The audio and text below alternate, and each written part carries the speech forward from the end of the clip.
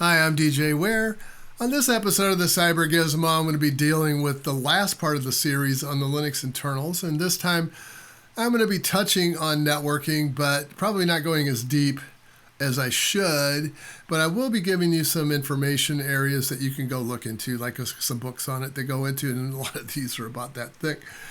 So you can look at some of those, and hopefully if you want to learn more and get into the programming aspects, it'll help you get there. So stay tuned right after this.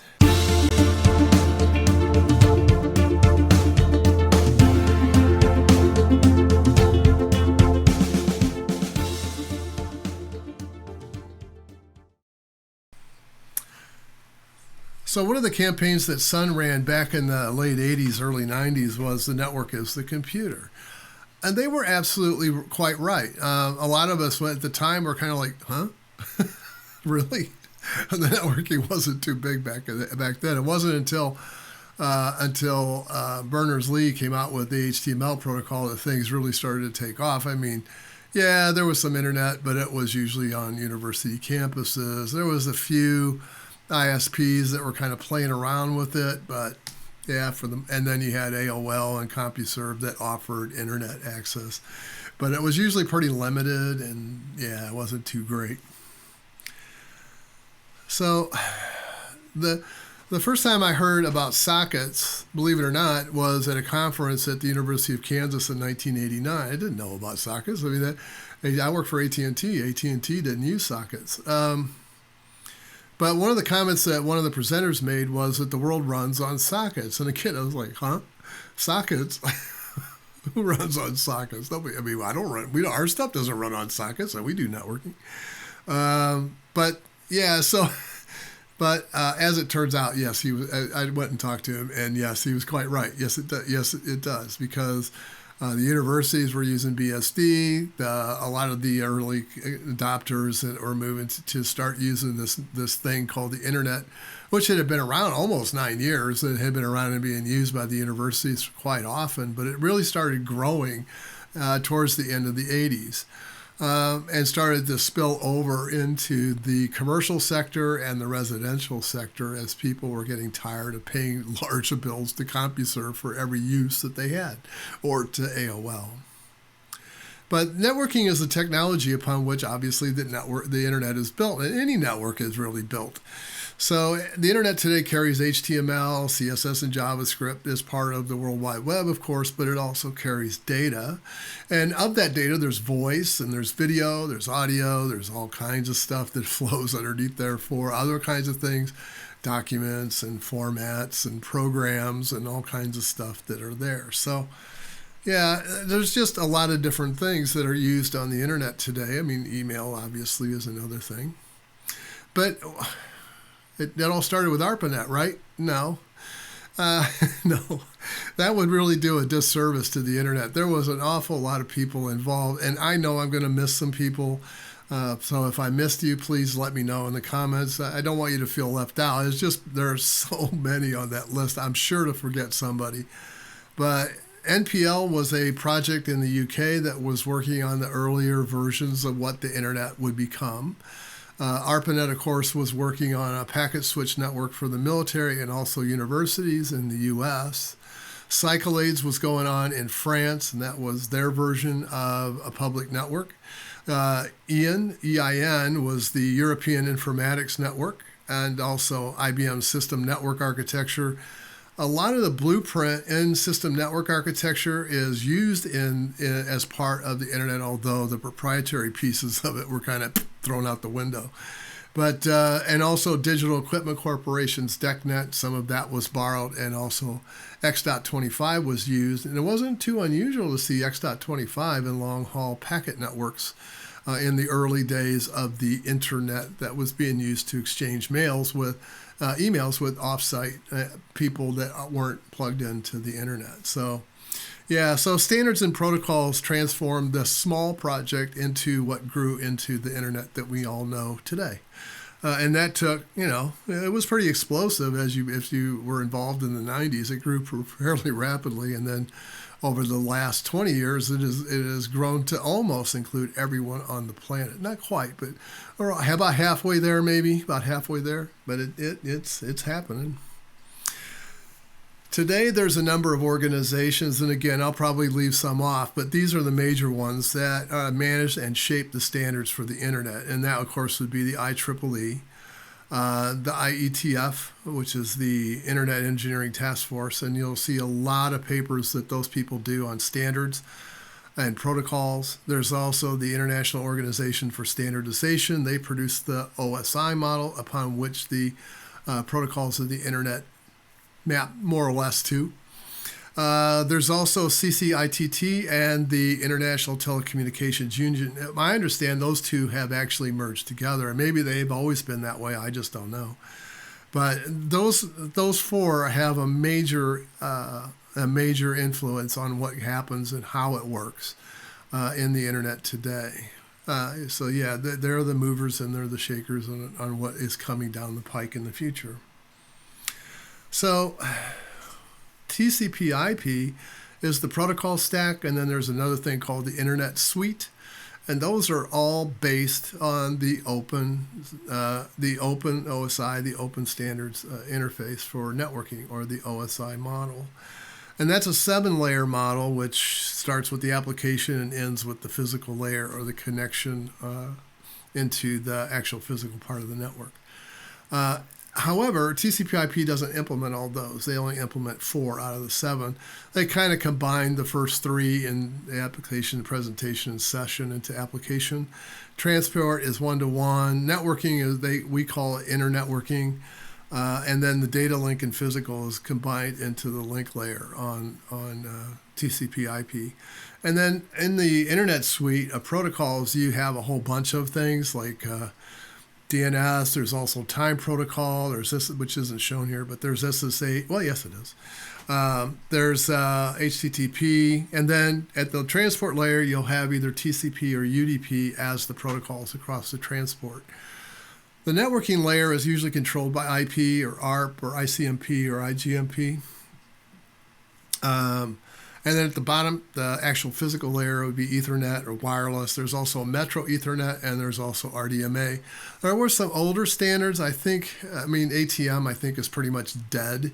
But that was, at one time, was part of this. And, of course, Token Ring, which is also a dead standard, was also part of this as well. But, yeah, at one time, those were all part of it. But they're no longer current. They're no longer, I think ATM was deprecated probably 4 or 5 years ago, and most of that traffic has moved on to other solutions, Metro Ethernet being one of those. But from the standpoint of how it maps into Linux, so at the application layer, you write an application that creates a socket, and you write another application that communicates with that socket, so it makes a connection to it. And that translates into an XTI connection on the kernel side. And then your user processes spin up, they start communicating, and that goes across the kernel and starts to move through the stack.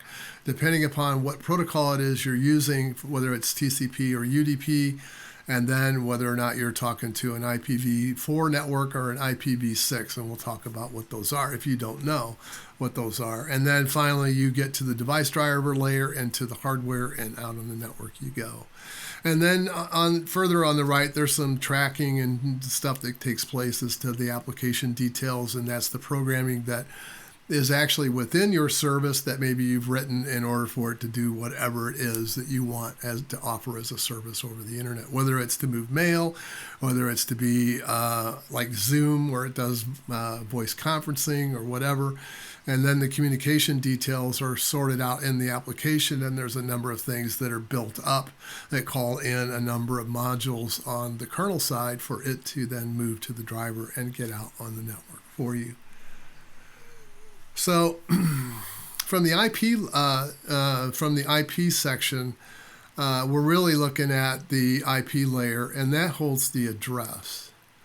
And that on the IPv4 layer is actually a dotted notation. So it's a dotted decimal notation. So you probably have seen like something similar, whether it's 10.0.0.1 or 192.168.3.20 that's shown here, or whether it's your local host, which would be 127.0.0.1, or your local host network, which would be 127.0.1.1. But yeah, you have a lot of different addresses. It's all coded as a 32-bit address, and they have to be unique. You can't have more than one address that's active in that network at a time. Now, if you're NATed, you can. I mean, I can have the same IP address in one that's protected by a NAT in my network, and then maybe somebody else has that same IP address. As long as those IP addresses aren't routable, we're fine. Yeah, there's no problem in having duplicates that way. But NAT is usually the way you protect that. So, and that is definitely something that is IPv4 only. Yeah. So anyway, you also of that 32-bit, some of that makes up the network address, and some of it makes up the host address, and that's dependent upon the subnet mask. I'm not gonna get into all that. This is not a networking class. This is an interface class to the kernel. So if you want to know more about that, look at the books that I have in the show notes. Those will tell you more about that kind of stuff. But when you get over to IPv6, the world changes, and it changes very dramatically. For one, we don't use dotted decimal in IPv6. We use hexadecimal notation. What does that mean? So every number has a series of bits that make up that number. So like a number 1 is actually in ASCII is coded as a 31 in hexadecimal. So if I translate that to hex, it would be 0, the 3 would translate to 0011, and then the 1 part would be 0001. So those two octets put together, that octet standing together would be the number 1. So in this case, I have a 128-bit address, and you'll notice that and that's made up, of course, of 8 parts. So, and you have 4 hexadecimals per part. So 2001, 0D, 8B, or B8, AC 10, FE01, then you see this whole string of zeros. So that zeros you can shorthand out, and this is probably one of the biggest confusing things about IPv6, is that they'll throw this shorthand in there, and it just basically means from this point forward, fill it out with zeros. So, or if it's in the middle, and it can be, then you would look at the right-hand side and then put in the hexadecimal values until you're left with the gap, and then you fill in zeros for that. So, yeah, and it is one of the most confusing parts of it, and it saves time, but I think it adds a layer of confusion. So if you see that dot, you just remember that you fill it in with zeros until you get to a 128-bit address. You can only have one of those in a string, so there can't be 2, so you don't have to worry about guessing how long that string is. Anyway, but again, the IP address in an IPv4 has to be unique. So then you have, in either one, doesn't matter if it's IPv4 or IPv6, you have a concept of TCP and UDP protocols, and those layers both use ports. And port numbers are assigned in order to demultiplex and multiplex messages that are coming to an IP address. So I'm trying to attach this particular client application to a server. That server has created a port and created it using a port number, and that number I have to pass along with the IP address of the server. So the server will get that, it'll see the port number, and it'll say, oh, that's this service, and I need to connect you to that. And so your client would then make a connection to that particular server port. So the port number is an example. HTTP is 80, port 80, and then you have HTTPS, which is usually on 443. And of course, you can change those. There's nothing hard-coded about that. It's just those are the standard, what is usual, that's usually used. And then SSH is usually on port 22, for example. But those are generally called, when the ports are less than 1023, anywhere from 0 to 1023, those are usually considered to be root ports. And then the user ports span from 1024 to 49151. And I've got a mistake here. The dynamic and private ports should be from 49152 up to the maximum 65535. And yes, the port numbers are 32-bit. And they're 32-bit for both IPv4 and IPv6, so those don't change. So yeah, and there's some reasons for that, and it's mostly legacy. But if you want to find the port numbers that are commonly defined in Linux, there's some places where they say all of them are defined, and no, they're not. They're not all in there. But if you can look at Etsy services, you just list it out as a text file. It'll show you all the port numbers in the service that's equated to it. And that'll tell you the ones that have been agreed upon and defined as permanent. And then the ones in the dynamic and private ports layer, that's pretty much up to you how you use it. The rule is, though, that if you have more than one, you can only have, the ports have to be unique on the machine. So you can't have two services up with the same port. That won't work. The second service that comes up with that port is going to get, hey, the port's already in use, get lost. So yeah, you can't do that. So anyway, there's a number of commands that are, these are just some ones I've highlighted. These are certainly not all of them. IP will display and set the network configuration. There's also the older configuration you can use, which is ifconfig. On Microsoft Windows, they use ipconfig because, being Microsoft, they can't ever follow any standards that were ever developed by anybody. So because they're Microsoft. And also you have ping, which uses ICMP protocol, and that, of course, indicates whether or not a machine has enough of the network layers up to respond to a low-level ping request. It does not necessarily mean that your machine has reached the status of being able to launch services, because there is times where it might block because maybe it can't mount a hard drive or something, so your machine doesn't fully come up. But it still will respond to a ping because the network layer is reached far enough into the ready state that it is actually operating at the ICMP protocol there. So don't always go on a ping as being the sole method to determine whether a system is up or not, because it doesn't necessarily show that. A host is usually used to convert domain names to IP addresses without a domain name server. So you have a host file you can create and list in the common hosts that you have with their IP addresses if you wish. There's also ethtool, which is a kernel level utility that allows you to set different parameters in the device. So if you have an Ethernet card, you can set whether it's full duplex or half duplex, or whether it's an auto negotiate. You can also set the speeds of the driver to set it to, 1 gig, 10 gig, 2.5 gig, if the card responds to those or not. So yeah, it isn't guaranteed that a card will respond to all speed requests. It will tell you which speed requests that it has, though, if you do just an eth tool with the with the Ethernet device or network device that you're interested in knowing about. It'll show you what is possible, what's the maximum and minimum. Dig will show you domain name information about starting with the top level domain, and it'll tree down if you wish. So you can get a recursive view of all the systems under that domain if they're exposed. And then whois will show you information about the domain owner. Who is the contact, who is the admin contact, the financial contact, address of the company, that kind of thing. So yeah, it'll show you the owners, unless they choose to protect it, and there's ways you can do that too. So what is this socket thing that the world runs on? We didn't talk about that yet. So the reason why I say I had never heard of it, because AT&T's Unix didn't originally implement sockets. They implemented something called streams. And streams was a full implementation of the OSI 7-layer model. They did their own thing. And they wanted to use the entire model just because they're AT&T and they can do that.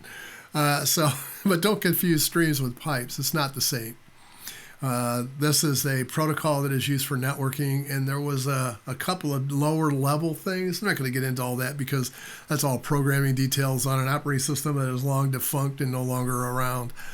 But this would have been on AT&T Unix that preceded the 4.2 merger between Sun and AT&T. Once that merger took place, AT&T adopted sockets, but they still allowed streams programs to run because, of course, they had a number of applications that depended upon them, of which one of them was RFS. RFS was AT&T's version of NFS, and RFS was actually a larger set of features than NFS offered. RFS was the remote file system, and it actually implemented the ability to mount devices like tape drives or block devices. You could mount a block device hard drive if you wanted to, and you cannot do that with NFS. You can only mount file systems with NFS. So it was possible RFS did take some time to set up, won't deny that. But once you set that up, you could actually remote mount a tape drive off a machine that was hundreds of miles away and back up to it over the network if that's something you really wanted to do. You could actually mount devices with it. But it was harder to set up RFS than NFS by far. BSD implemented sockets, and a socket is basically an IPC mechanism. I know I always simplify things, but hey, that's really what it is. So the server applications will create the socket, and then they will bind themselves to that socket number, meaning that, hey, no one else can use this. Once I've done a bind to it, I'm now the owner. I'm taking over. And then it will spawn up a listener on the server side to wait for somebody to connect to it. So as far as the mechanism is concerned, it's pretty simple. And then when the clients come up, they have to know the IP address and the port number to attach to. So once they know that, they attach to your service, and then the listener will pick it up and do whatever the listener is going to do, and then the communication can start using just standard read or write commands. So just standard file commands. Here's the data. Here's some. I'm going to write some to you. I'm going to read some back. I'm going to write some more. I'll read some back. Back and forth it goes. And then when you're all done, you close it, and the socket gets torn down, the IPC goes away, and you're done. The socket gets returned to the pool eventually. Sometimes it'll hang around for a bit. It seems like there's sometimes a lag when you bring down a service, especially if you kill it and it doesn't go down gracefully, but the service will hang around for a bit.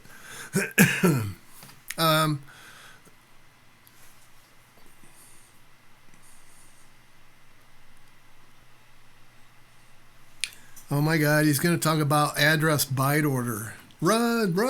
No, I'm just going to touch on it.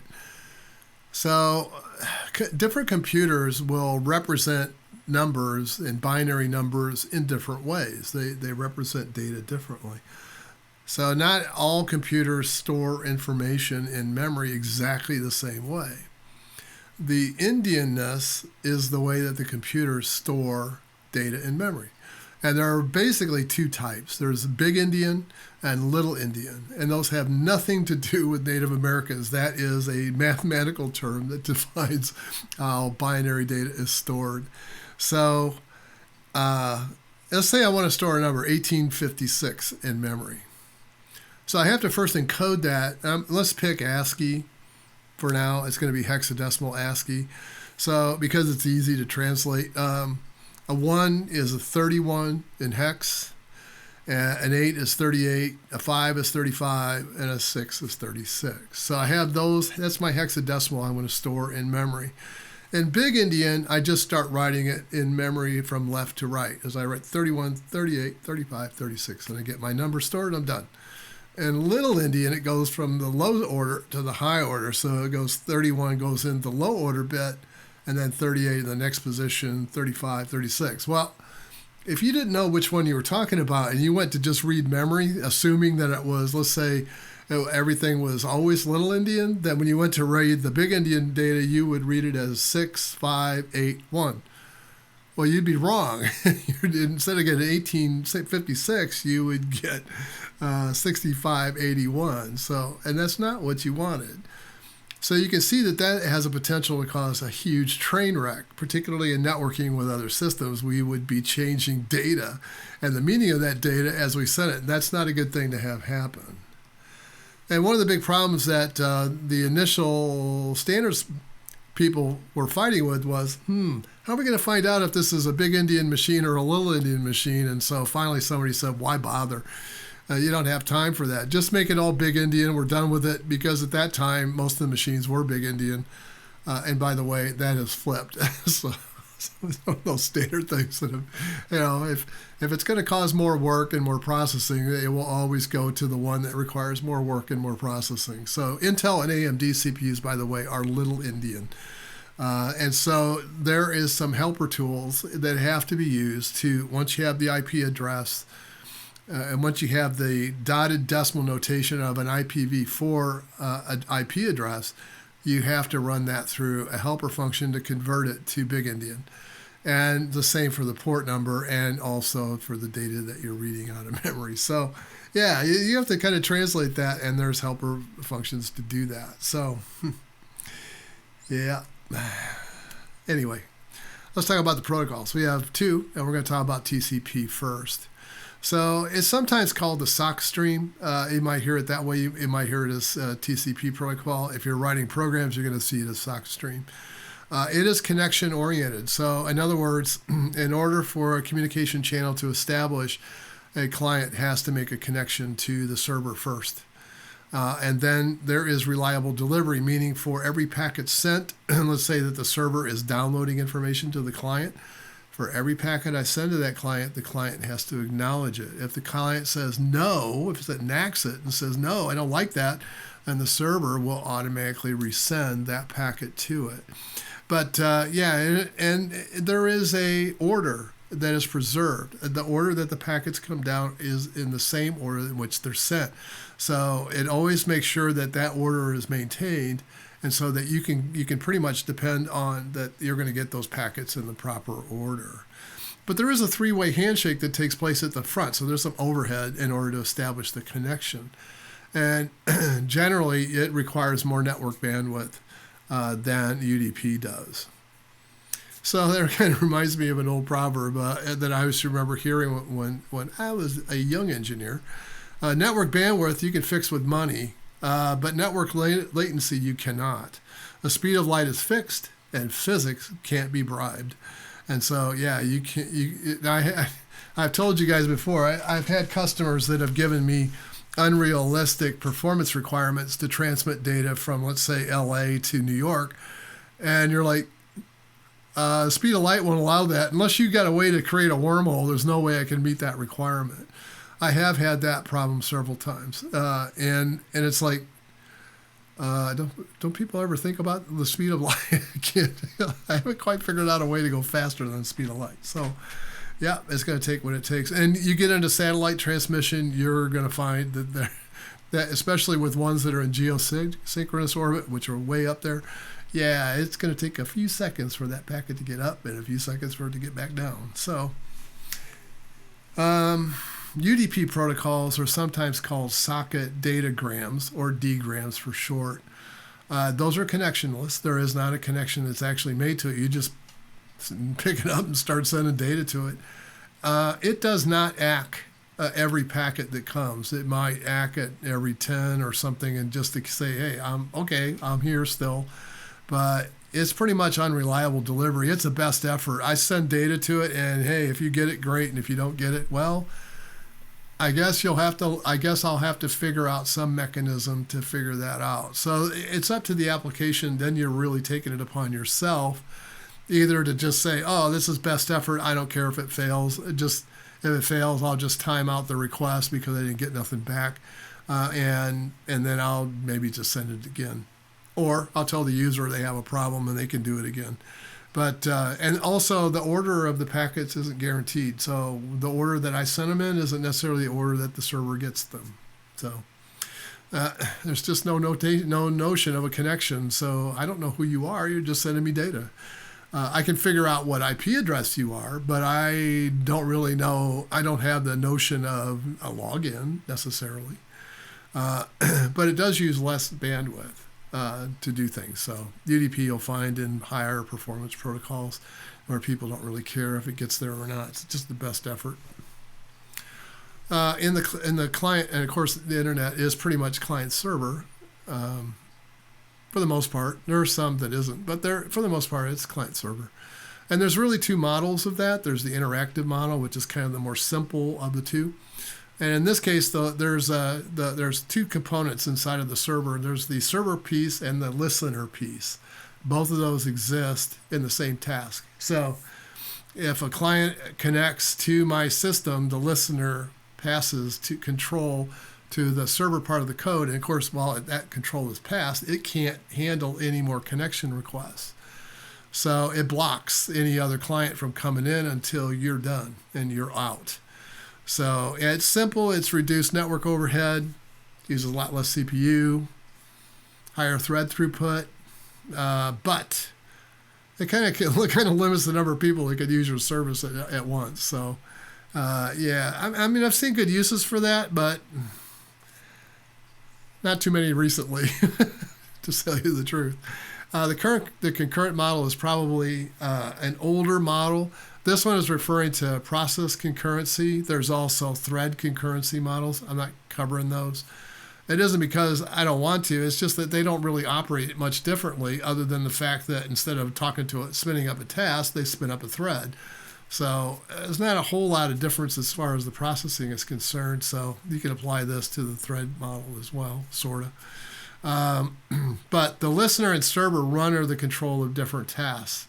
And so the listener will accept the connection request, and it will then evoke the server, and then the listener will go back to listening again while the server is handling you.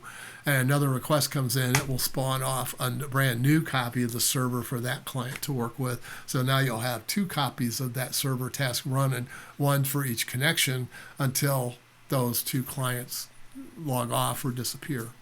So the pros are that obviously I can have more than one person using the service, and also they can run longer. I don't have to worry about somebody getting the heck off. They can stay up longer and work until maybe I run out of resources, and then I have to start thinking about, hey Joe, maybe you need to get off. But so a single listener is able to handle many clients, and then it just brings up copies of the server. And the cons are it does have a little bit of network overhead. Yep. And yes, it does take more CPU and more resources because you are, in the case of a concurrent process, you are starting up another process and you're taking all the overhead and starting up a process and having a process in memory and running. Now, threads, of course, take a lot less overhead, but nevertheless, they also will consume some resources and some CPU time because, after all, they are going to execute. Now we get to the real interesting one, the maximum transmission unit, the MTU. You probably have seen this, maybe in passing.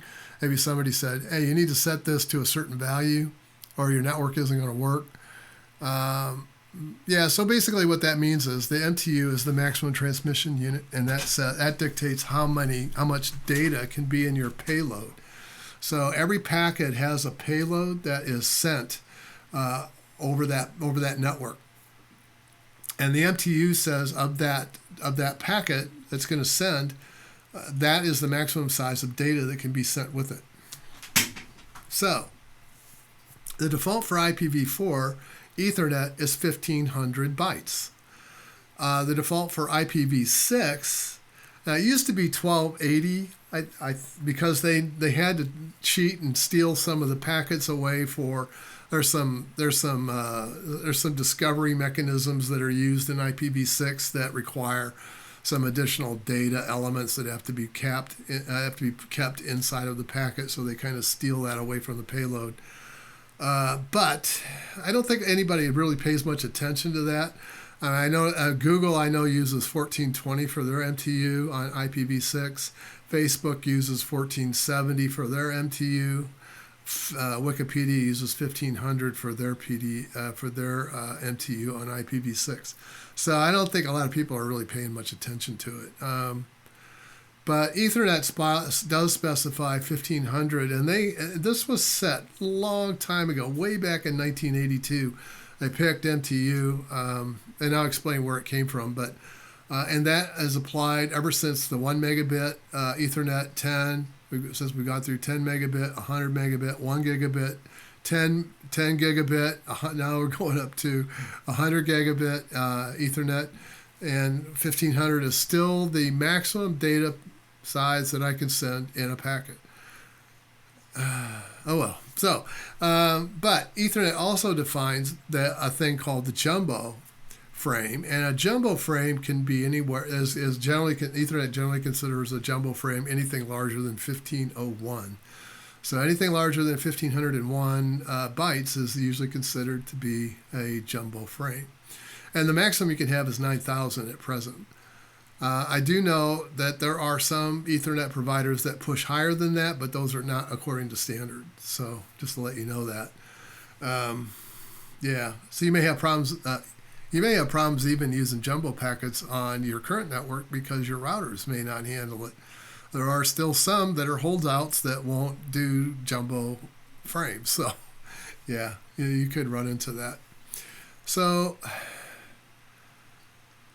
you probably have read people asking, "Hey, how come we can't expand the MTU?" And you'll hear people answer because we'll drop packets all over the place, and you just can't change it. You just and that's wrong. All of that data and all of those studies were done back in the 80s when you had 1 megabit Ethernet networks, and so all of those rules of thumb and things that people spout as truths are no longer true. They're false. 1500 MTU is not the maximum size before you start dropping packets. In fact, 1500 MTU on a 1 gigabit network is really slowing you way, way down because every packet you send interrupts the processor. In the current way that Ethernet works on 1 gig, it causes an interrupt. So the processor has to stop what it's doing and go handle the data. So yeah, those were the 1500 megabyte MTU size was really dependent upon a 1 megabit per second transfer rate coming off of the early versions of Ethernet. So, but there is research that has been conducted in the last 2 years that clearly shows that 1500 MTU is a serious bottleneck, and it really needs to be addressed at some point. I know we have all this legacy and all this stuff, but where did it come from? Who the heck came? Where did they just pull that number out of the thin air, or what? Or did they actually do some engineering to do this? Well, as it turns out, they did do some engineering back in 1982. They did some engineering. And the answer was that there was these people that were running around with 14.4 modems, the kilobit per second modems, to get on the internet. And so we had to be able to provide internet access for them. And so that just happened to be about the size of the maximum packet that you could send in a second. And that's where it came from. That's where that MTU came from. Originally, it was like 1420 or something. And then eventually they adjusted it up to 1500. But yeah, that's where it came from, was 14.4 kilobit per second modems. And we've been saddled with that nonsense ever since. Could the MTU size be increased? Yeah, most definitely it could be. Should it? Well, yeah, I think so. There is a thing in the Ethernet header called the version, and the version was meant to be able to tell the application host, hey, dummy, I've got a different version of the Ethernet packet here that might be carrying a different payload than what you're expecting, and so maybe you better go look this up. But I doubt anybody's actually looking at that version because, we're lazy programmers. We don't, if it's working, we don't. Why should I bother looking at the version level? I don't care what the version level says. But some people do. Some people do pay attention to that. And anyway, yes, it could be done. It could be done. But what about the IPv4 packet? Does it have a packet size? Yes, it does. It has a maximum packet size as well. And it happens to be the same as a 16-bit register, which is 65,535 long. So that's the maximum for IPv4 is based on 16-bit architecture. Now, come on, you have to tell me where that came from, right? That came back from, 1984, 1985, somewhere in there. Yeah. IPv6. Now, they could use 128-bit if they wanted to represent the maximum packet size, but no, they don't. They use 32-bit, and they also respect the 16-bit of IPv4 because, after all, we have to maintain compatibility with all the junk that has come before. God forbid we break something. So IPv6, they can do 4 gig, and that's called a jumbogram, but usually it's 65,535, just the same as IPv4 because We don't want to break it. But yeah, so what? But if the Ethernet is 1500 and the IPv4 is 65.535, so what happens if I try to send a full-size data packet over IPv4 to an Ethernet card? Well, the Ethernet card gets it, and then it fragments a whole bunch of packets to create the payload to carry that 65.535 that you just sent it. So yeah, just breaks them all up and then fires them all down the line, and then the poor thing on the other end has to assemble them all back into an IPv4 packet and then send them up to be processed. So yeah, does this sound like a lot of work to you? Yeah, it does to me too. So the interesting side note of all this stupidity is that the easiest way to circumvent network security protocols or applications that are checking on you is to just fragment your packets, because they won't know what the hell you're sending, because they don't see it until it gets assembled at the other end. So if they're out looking in the network for you, you can slip right by it. And that's one reason why I think it's a really bad idea to keep perpetrating these old standards, is because they're just opening huge security holes in all of our infrastructure by doing this.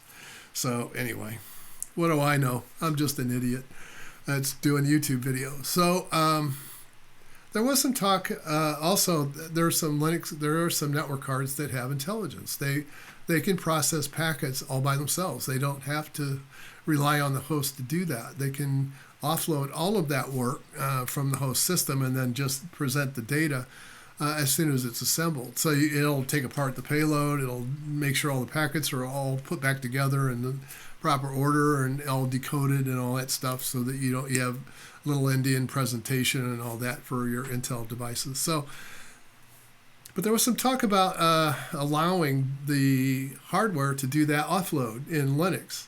And I do remember these discussions. This goes back 6 years ago. I'm not trying to relive all this old stuff that's come back up again.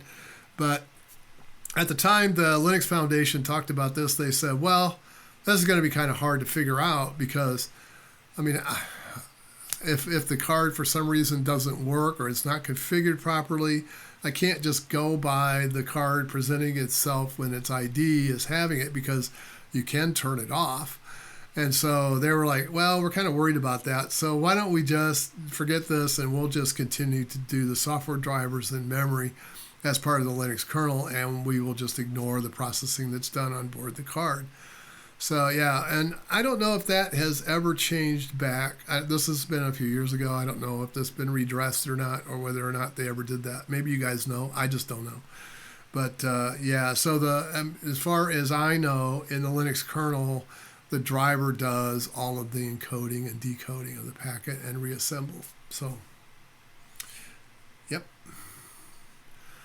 And then we have Internet 2. So I guess sometimes if you just can't move people to get off their standards, sometimes the best way to deal with it is just shoot it and move on.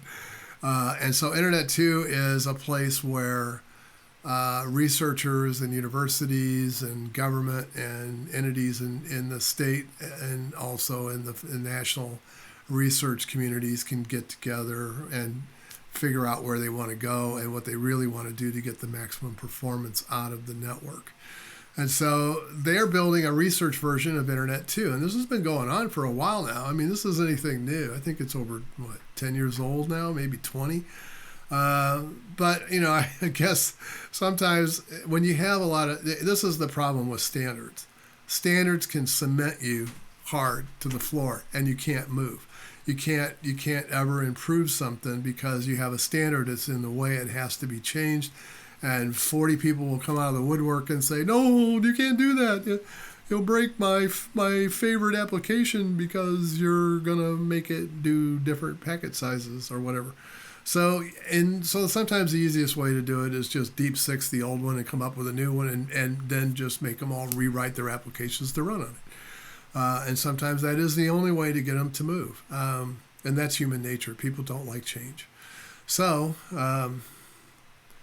with that, yeah. So with that, I'm gonna leave a link to some books on if you want to know more about the internals, creating sockets, having programs that will do things both in Python or C or Rust or whatever your favorite language is, to be able to write in those languages to do networking and to be able to perform your own services and write your own custom software that uses some of the most powerful features of Linux. And by the way, it is because of sockets that Linux owns the internet. Now, I know that that is not as large a number as it once was. That is declining somewhat as people are moving to cloud and moving to, the Android services, and some of those kinds of things are changing the kind of the structure of the internet a bit. So when you hear people say that Linux owns the internet, well, it isn't quite true anymore. It is a declining market even for Linux. So, but anyway, on that note, I hope you enjoyed this series. I'll be back Wednesday, and I'm not quite sure yet what I'm going to do, whether I'm going to do a live or maybe post on that till Friday or not. But we'll figure it out, and I hope to see you again then. If you like this video, please like and subscribe. And as always, hope to see you again real soon, and bye for now.